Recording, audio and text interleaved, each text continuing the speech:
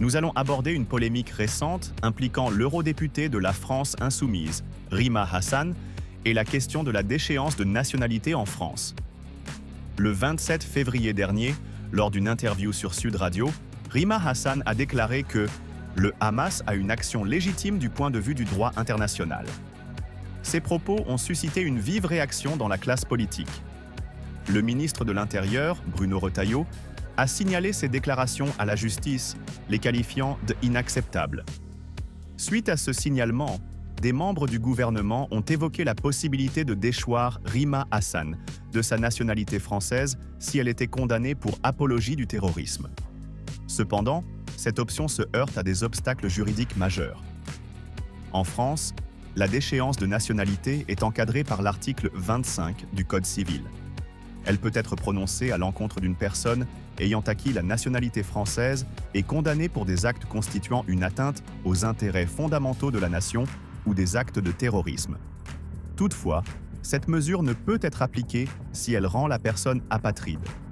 Rima Hassan, née apatride, ne possède que la nationalité française. La déchoir de cette nationalité la rendrait donc apatride, ce qui est interdit par la législation française. De plus, l'apologie du terrorisme, bien que constitutive d'une infraction pénale, n'est pas considérée comme un acte de terrorisme au sens de l'article 25 du Code civil.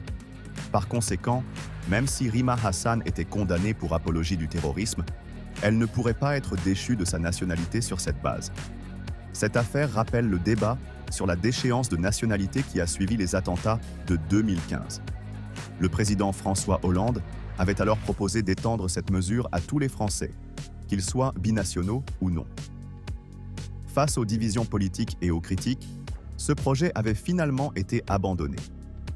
En conclusion, malgré les réactions suscitées par les propos de Rima Hassan, la législation française actuelle ne permet pas de la déchoir de sa nationalité.